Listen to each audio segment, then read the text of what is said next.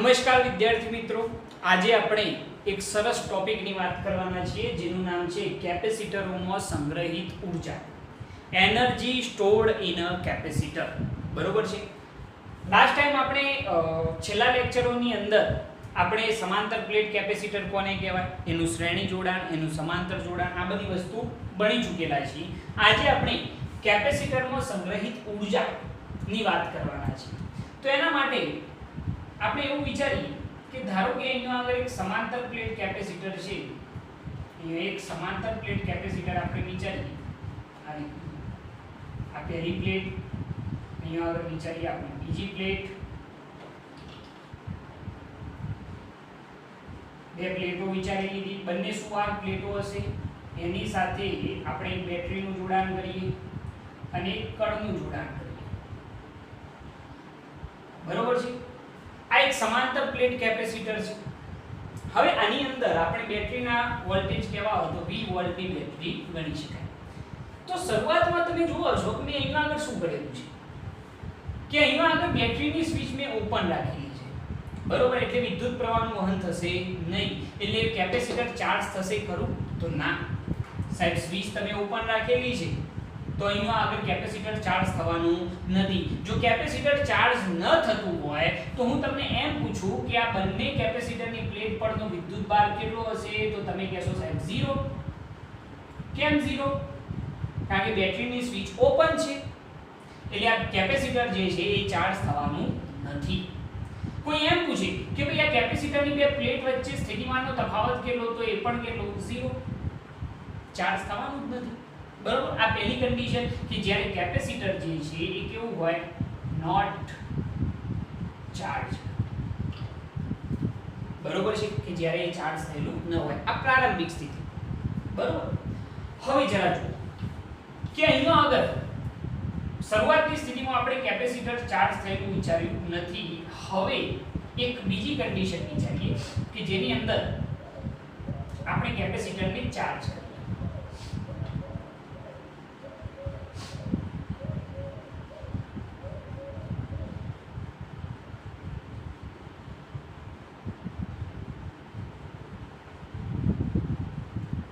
Switch આપણે on કરી.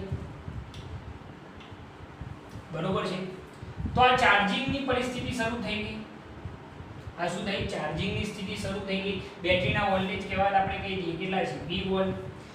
હવે સ્વિચ જો મેં ઓન કરેલી છે તો કેપેસિટર ચાર્જિંગ થવાનું શરૂ થશે. હવે ચાર્જિંગ કઈ રીતે થાય? તમને યાદ હશે કે અહીંયા આગળ ઇલેક્ટ્રોનની ગતિ આ દિશામાં હશે, ઋણથી ધન તરફની હોય છે. યાદ છે?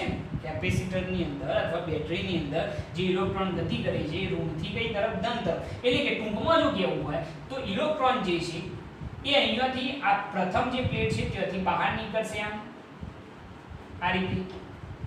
બરોબર છે. ત્યાંથી ગતિ કરીને આ રીતે આગળ વધશે. જ્યારે બેટરીમાં આવશે તો બેટરી એને ધક્કો મારશે, ધક્કો મારીને આગળ ધકેલશે, પાછા આ રીતે આગળ વધી અને અહીંયા પહોંચશે. ક્યાં આગળ પહોંચશે? તો બીજી પ્લેટ પર. બીજી પ્લેટ પર પહોંચે છે એટલે અહીંયા આગળની જે પ્લેટ છે એ ધીરે ધીરે ઋણ વીજભારિત થવાની શરૂઆત થાય છે. જે પ્લેટ છે એ શું થાય છે? ઋણ વીજભારિત થવાની શરૂઆત. કારણ કે અહીંયા આગળ બેટરી દ્વારા અહીંયાથી ઇલેક્ટ્રોન બહાર નીકળે, ખેંચોણે બહાર. તો અહીંયાથી નીકળીને આમ થઈ અહીંયા એને ધક્કો મારવામાં આવ્યો તો અહીંયાથી ગતિ કરી પાછળ ક્યાં આવશે? અહીંયા આવશે. અહીંયાથી ઇલેક્ટ્રોન બહાર નીકળી રહ્યા છે એટલે આ જે પ્લેટ છે એ કેવો વીજભારિત થવાની છે? તો ધન વીજભારિત થશે. કારણ કે ઇલેક્ટ્રોન બહાર નીકળી રહ્યા છે, દાન થઈ રહ્યું છે ઇલેક્ટ્રોનનું, તો એ ધન વીજભારિત થાય. ઓકે. હવે આ પરિસ્થિતિની અંદર કે જ્યારે કેપેસિટર ફુલ્લી ચાર્જડ થઈ જાય, કેવું થઈ જાય? ફુલ્લી ચાર્જડ થઈ જાય, પૂરેપૂરું ચાર્જ થઈ જાય. બરોબર છે. તો એ વખતે કેપેસિટરની બે પ્લેટ વચ્ચે સ્થિતિમાનનો તફાવત કેટલો થઈ જાય? V. બેટરીના વોલ્ટેજ હોય એટલો.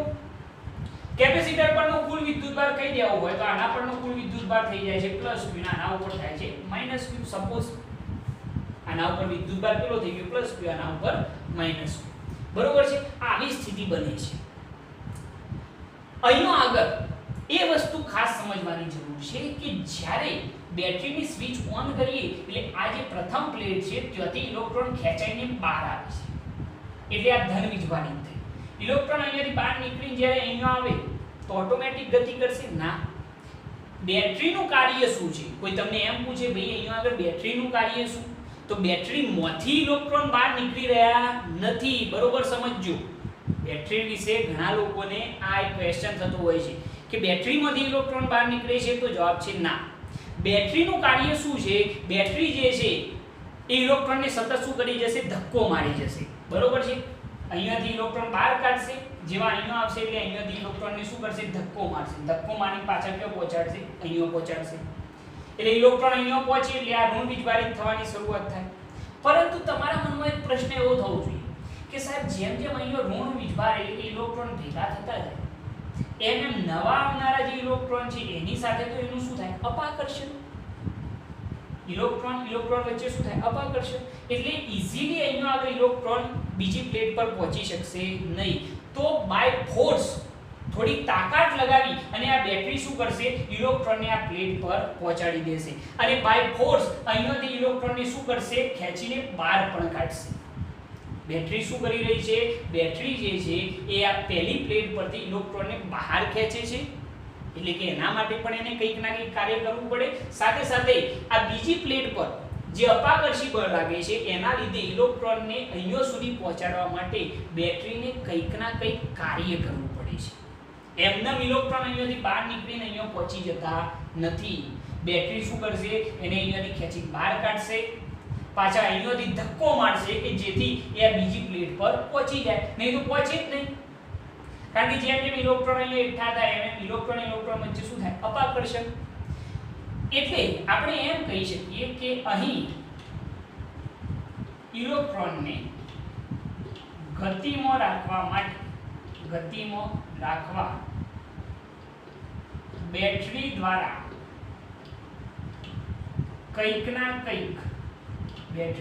કંઈક ના કંઈક શું થાય છે? વર્ક થાય છે, એટલે કે કાર્ય થાય છે. કેમ કાર્ય થાય છે? મગજનો આઈડિયા ક્લિયર થવો જોઈએ કે ઇલેક્ટ્રોનને અહીંયાથી બહાર કાઢવા અને ફોર્સફુલી અહીંયા આગળ બીજી પ્લેટ સુધી પહોંચાડવા માટે બેટરીને કંઈક ના કંઈક વર્ક કરવું પડશે. બરોબર છે. આ રીતે ઇલેક્ટ્રોન ગતિ કરે જશે.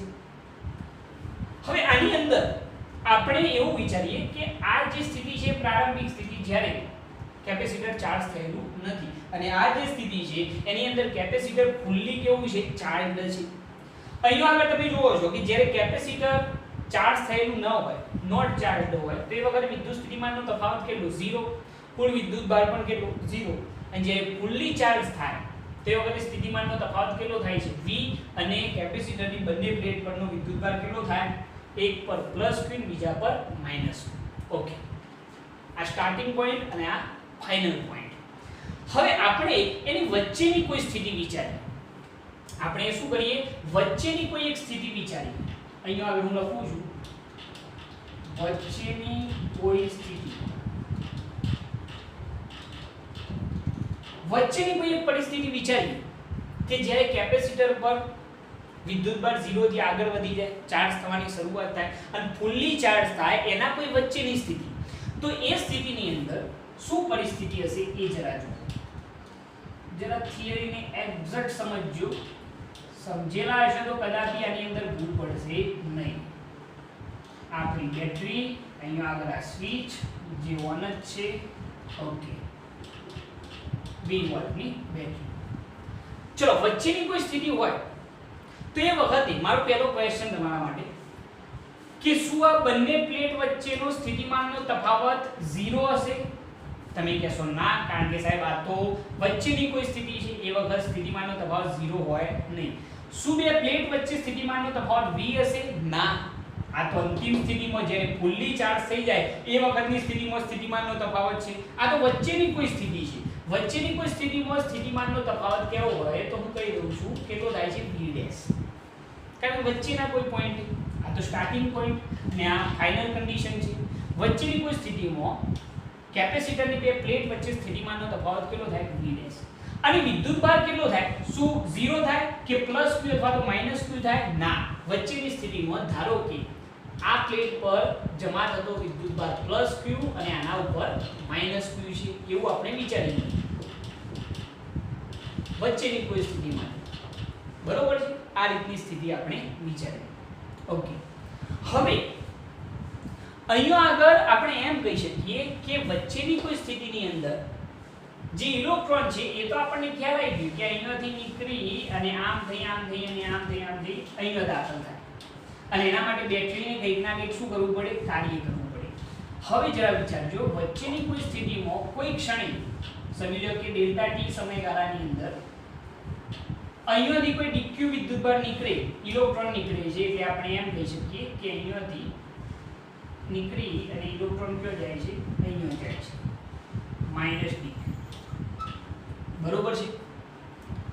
આપણે જો ધન વીજભારની ગતિ વિચારવી હોય તો એનાથી કઈ દિશામાં વિચારવી પડશે, ઓપોઝિટ સાઈડ. એટલે આપણે કેવું હોય તો એમ કહી શકીએ કે જો ધન વીજભાર વિચારીએ તો એની જે સ્થિતિ છે એ અહીંયાથી નીકળી ઇલેક્ટ્રોનની ગતિ આમથી આમ હોય. જો ધન વીજભારની સ્થિતિ વિચારવી હોય તો એનાથી કઈ દિશામાં વિચારવામાં આવશે, વિરુદ્ધ દિશામાં, જે ડીક્યુ કહી શકાય. બરોબર છે. સમજવાનો પ્રયત્ન કરજો કે ઇલેક્ટ્રોન અહીંયાથી બહાર નીકળે છે, પાથ તો આ જ થયો ને, રસ્તો જે છે તો આ જ થયો કે અહીંયાથી ઇલેક્ટ્રોન નીકળ્યા અને આમ થઈ ક્યાં ગયા, અહીંયા ગયા. જો આપણે ધન વીજભારની ગતિ વિચારવી હોય, ધન વીજભાર વિચારવું હોય તો એનાથી બિલકુલ ઓપોઝિટ સાઈડ વિચારવાનું, આમથી નીકળી અને આમથી આમ જશે. રૈવાજિક પ્રવાહ યાદ છે ને, ધનથી ઋણ તરફ હોય, યાદ હશે તમને. ઇલેક્ટ્રોનની ગતિ હોય એનાથી વિરુદ્ધ દિશામાં તમે ધન વીજભારની ગતિ વિચારી શકો. બરોબર. તો અહીંયાથી આમ વિચારી શકાય, અથવા તો અહીંયા વિદ્યુત ભારનું સંરક્ષણ થતું હોવાથી હું સીધું એવું વિચારી શકું કે વિદ્યુત ભાર જે છે ડેલ્ટા ટી સમયમાં ડીક્યુ જેટલો વીજભાર, એક નાનકડો વીજભાર, એ આ બીજી પ્લેટ પરથી ક્યાં જાય છે, પહેલી પ્લેટ પર. આમથી આમ વિચાર કે ભાઈ અહીંયાથી અહીંયા વિચાર, મતલબ તો એક જ તે પાથ ગમે તે હોય, રસ્તો ગમે તે વિચારે, કારણ કે ઊર્જા અહીંયા વિદ્યુત ભારનું સંરક્ષણ થાય છે. જેના લીધે કેટલાક લોકોના મનમાં આ પ્રશ્ન ખાસ હોય છે કે સાહેબ ઇલેક્ટ્રોનની ગતિ હોય તો એ આમ થઈ આમ જાય, સમજી ગયા.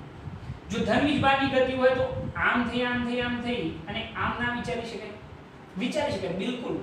બરોબર છે. ઓલ ઓવર થવાનું શું છે કે આ જે બીજા નંબરની પ્લેટ છે ત્યાંથી ધન વીજભાર ડીક્યુ નીકળી અને ક્યાં જવાનું છે, પહેલી પ્લેટ પર જવાનું છે. તો હું ડાયરેક્ટ એમ ના કહી શકું, પાથ આ વિચારવા ના કહી શકાય કે સુવાહક બે પ્લેટ પરથી ડીક્યુ જેટલો વિદ્યુતભાર ક્યાં જાય છે, સુવાહક એક પ્લેટ પર જાય છે, એવું પણ કહી શકાય. રસ્તો ગમે તે વિચારી શકાય, કારણ કે અહીંયા વિદ્યુતભારનું શું થાય છે, સંરક્ષણ. તો આપણે એમ લખી શકીએ કે જે તમને દેખાઈ રહ્યું છે કે ડીક્યુ જેટલો વિદ્યુતભાર સુવાહક બે પરથી સુવાહક એક પર લઈ જવા માટે કરવું પડતું કાર્ય. કોને આ કાર્ય કરવું પડશે તો તમે કહેશો બેટરીને. ડીક્યુ જેટલો જે વીજભાર છે એ આમ અહીંયાથી નીકળી, આ ધન વીજભાર માટે અહીંયાથી નીકળી, આ તમે નહીં બતાવો તોય ચાલશે, સમજવા માટે છે કે ડીક્યુ જેટલો વીજભાર બીજી પ્લેટમાંથી નીકળી અને ક્યાં જાય છે, પહેલી પ્લેટમાં. આ બીજી પ્લેટ અને આ પહેલી પ્લેટ છે, એટલે બીજી પ્લેટમાંથી નીકળી અને ક્યાં જશે, પહેલી પ્લેટ પર લઈ જવા માટે કરવું પડતું કાર્ય. બરોબર છે. તમે કહેશો સાહેબ અહીંયાથી અહીંયા વિચારી લઈએ તો ચાલે, બિલકુલ ચાલે, પાથ ગમે તે વિચારી શકાય. બરોબર. તો મેં લખ્યું કે ડીક્યુ જેટલો વીજભાર સુવાહક બે પરથી સુવાહક એક પર લઈ જવા માટે કરવું પડતું કાર્ય. શું લખવામાં આવશે, કાર્ય W બરાબર Q * V પરથી સૂક્ષ્મ કાર્ય છે, કારણ કે dq જેટલો વીજભાર, તો dw બરાબર dq * સ્થિતિમાનનો દબાવ શું થાય, V ડેશ. કોઈ કન્ફ્યુઝન નહીં. V બરાબર શું હતું, W/Q. તો કાર્ય W બરાબર શું થઈ જાય, VQ. ઓકે. તો dq જેટલા વીજભારને સુવાહક 2 પરથી સુવાહક 1 પર લઈ જવા માટે કરવું પડતું કાર્ય dw બરાબર dq * શું આવ્યું, V ડેશ. ઓકે. હવે જરા જોજો કે આ સ્થિતિની અંદર આપણે જો લખવું હોય તો એમ લખી શકીએ કે dw બરાબર, અથવા તો પછી લખીએ કે આ જે કાર્ય મળ્યું dw એ કોના માટે છે, એક સૂક્ષ્મ વીજભાર ડેલ્ટા ટી સમયગાળાની અંદર સુવાહક 2 પરથી કયો જાય, સુવાહક 1 પર. પરંતુ આપણે તો અંતિમ સ્થિતિમાં કેટલો વીજભાર કરવાનો છે પ્લસ q અને માઈનસ q. તો એના માટે કરવું પડતું કુલ કાર્ય જો શોધવું હોય તો એના માટે આપણે સંકલનનો ઉપયોગ કરીશું ફાઇનલ સ્થિતિ લાવવા માટે. તો કરવું પડતું કુલ કાર્ય w બરાબર સંકલનમાં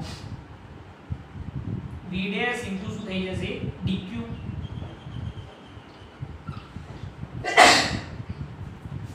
v ડેશ ઇન્ટુ શું થઈ જશે dq. ઓકે, હવે જરા જોજો કે આ ફાઇનલ કન્ડિશન લાવવા માટે dq વીજભાર એવા ઘણા બધા નાના વીજભાર સુવાહક 2 પરથી આપણે કયો લઈ જઈએ સુવાહક 1 પર. બરોબર, એના માટે કરવું પડતું કાર્ય એક સૂક્ષ્મ વિદ્યુતભાર માટે dw બરાબર dq ઇન્ટુ શું થયું v ડેશ.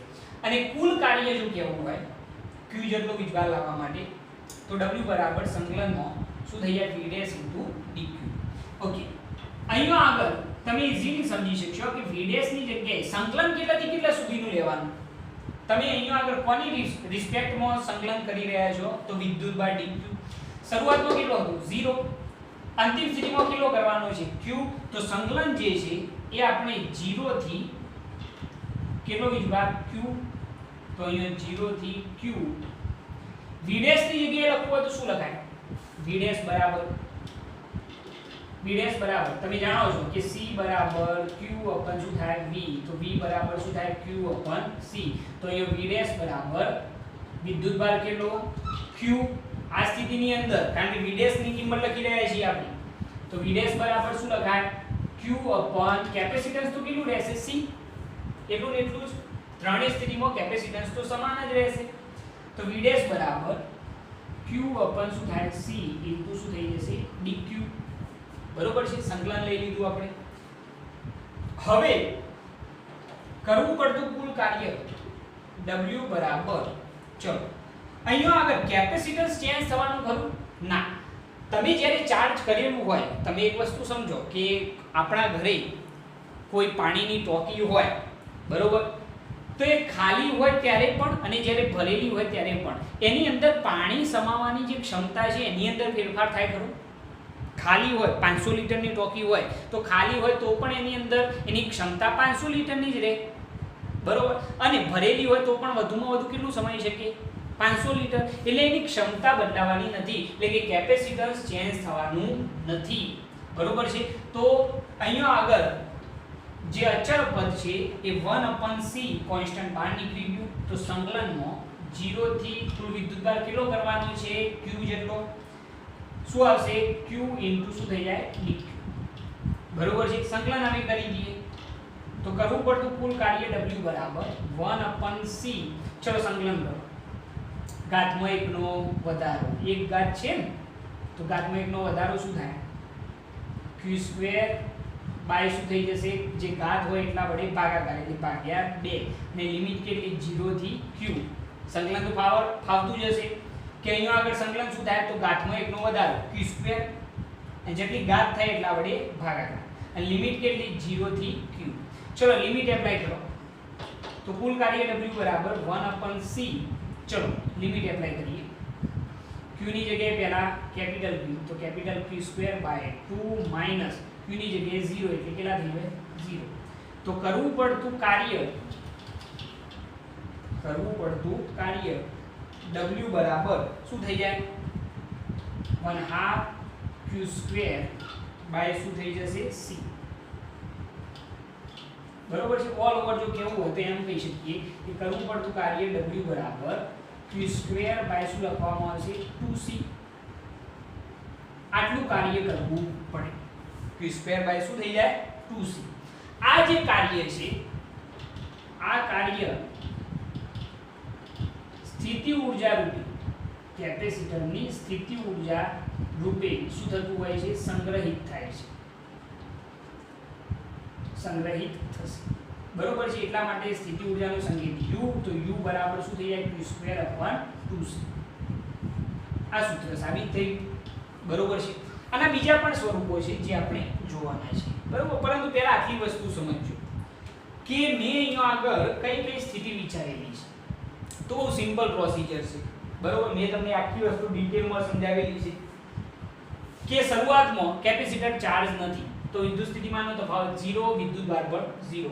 જ્યારે કેપેસિટર ફૂલ્લી ચાર્જ થાય, જેવી આપણે સ્વિચ ઓન કરીએ તો ફૂલ્લી ચાર્જ થાય, તો એના પરનો વિદ્યુતભાર +q, આના ઉપરનો -q, અને બે પ્લેટ વચ્ચે સ્થિતિમાનનો તફાવત શું? v.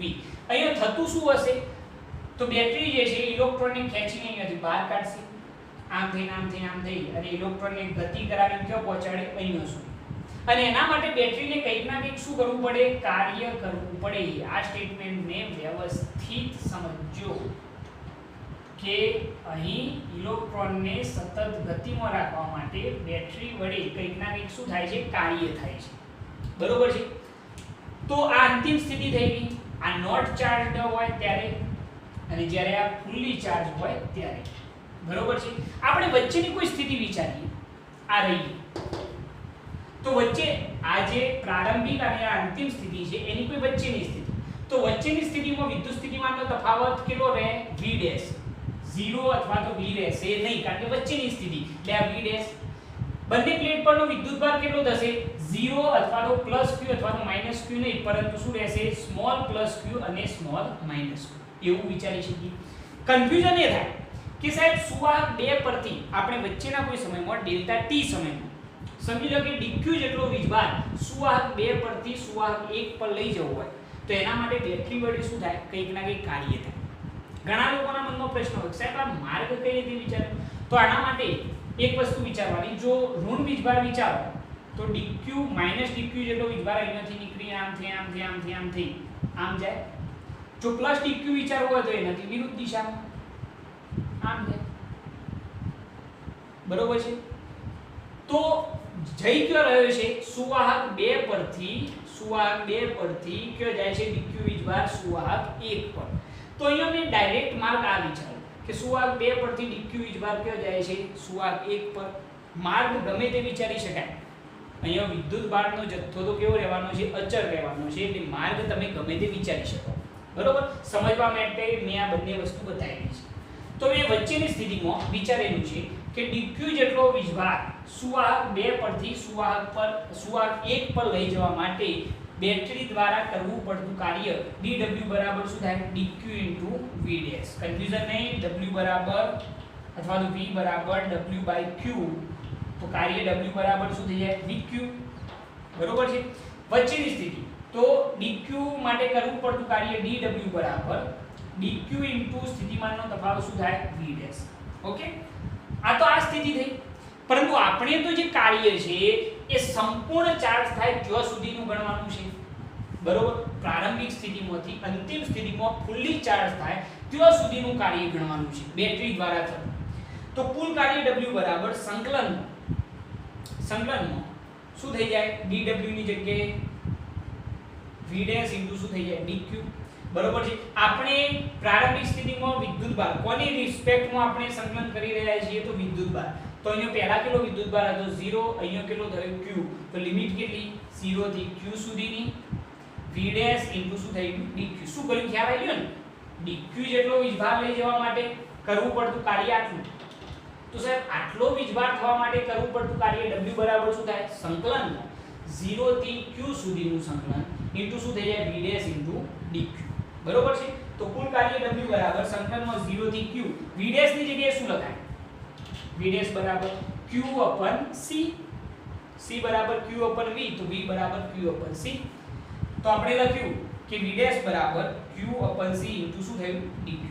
કેપેસિટન્સ બદલાય નહીં. મારા શબ્દો સાંભળજો. કેપેસિટન્સ કદી ના બદલાય. આ ત્રણેય સ્થિતિમાં, આ સ્થિતિ હોય, આ સ્થિતિ હોય, પછી આ સ્થિતિ હોય, ત્રણેયમાં કેપેસિટન્સ તો કેવું?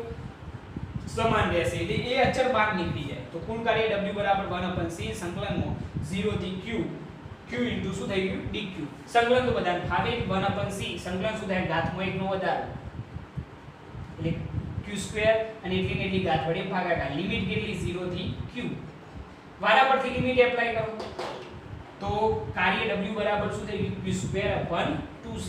આ કાર્ય કેપેસિટરની કઈ ઊર્જા રૂપે? સ્થિતિ ઊર્જા રૂપે સંગ્રહિત થશે. ક્લિયર થાય છે આની વસ્તુ? તમે શાંતિથી આને સમજજો તો ઈઝીલી તમને ખ્યાલ આવી જશે. પ્રારંભિક સ્થિતિ, અંતિમ સ્થિતિ અને વચ્ચેની સ્થિતિ વિચારવાની. બરોબર છે? ઓકે. હવે એના પછી આની અંદર બીજા ઘણા બધા સૂત્રો તમે બનાવી શકો છો. જે આપણે દાખલાઓમાં ઉપયોગી હોય એવા થોડાક સૂત્રો બનાવીએ. આપણે કેપેસિટરમાં સંગ્રહિત ઊર્જાનું સૂત્ર બનાવ્યું U q²/2c. બીજું એક બનાવી દઈએ. હા, એક વસ્તુ કે ભાઈ નોટ કરી લેજો જે આપણે લખ્યું હતું એને, વિડિયોને વ્યવસ્થિત જોઈ. હવે જરા જુઓ કે આ સૂત્ર પરથી જો હું એમ કહું કે કેપેસિટર C બરાબર શું લખાય? Q/V. તો Q બરાબર શું લખાય? Q બરાબર CV પરથી ચલો શું લખવામાં આવશે? Q બરાબર CV લખીએ તો શું થઈ જાય? તમે ધ્યાનથી જુઓ. ચલો Q બરાબર CV, અહીંયા Q નો સ્ક્વેર છે એટલા માટે શું થાય? C² * V² અપન શું થઈ જશે? 2C. ખ્યાલ આવે ને? C બરાબર Q/V જાણીએ છીએ આપણે, તો Q બરાબર શું થઈ જાય? CV. તો Q બરાબર CV ની કિંમત અહીંયા એપ્લાય કરી તો Q² છે એટલા માટે શું થાય? C² * V²/2C. C cancel out. તો સ્થિતિ ઊર્જા U બરાબર શું થઈ ગઈ? 1/2 CV². આ પણ એક મહત્વનું સૂત્ર યાદ રાખજો. સ્થિતિ ઊર્જાનો કેટલો સૂત્રો બની રહ્યો છે? પહેલું કઈ બનાવ્યું? Q²/2C. બીજું કઈ બનાવ્યું? 1/2 CV². ત્રીજું પણ એક સૂત્ર બનાવી દઈએ કે આ જે સમીકરણ છે, સમીકરણ એની અંદર જો C બરાબર Q/V એપ્લાય કરીએ તો શું થાય? સ્થિતિ ઊર્જા U બરાબર Q²/2 C ની જગ્યાએ Q/V છેદનો છેદ કયો ગયો? અંશમાં. Q cancel. તો સ્થિતિ ઊર્જા U બરાબર શું થઈ ગયું? 1/2 Q * V. તો આ પણ સ્થિતિ ઊર્જાનું સૂત્ર બની ગયું. તો આ ત્રણેય જે છે સમીકરણ 1, સમીકરણ 2 અને સમીકરણ 3 ત્રણેય સ્થિતિ ઊર્જાનો સૂત્રો છે. બરાબર? આ રીતે તમે આખી થિયરી સોલ્વ કરી શકો છો. અને ખૂબ જ IMP ની થિયરી છે કે આને વ્યવસ્થિત સમજજો. આઈડિયા સિમ્પલ જ વિચારવાનો. પ્રારંભિક સ્થિતિ, અંતિમ સ્થિતિ અને વચ્ચેની સ્થિતિ. વચ્ચેની સ્થિતિમાં dq જેટલા વીજભારને સુવાહક 2 પરથી સુવાહક 1 પર લઈ જવા માટે કરવું પડતું કાર્ય dw બરાબર v' શું થાય? dq. કુલ કાર્ય કેવું હોય?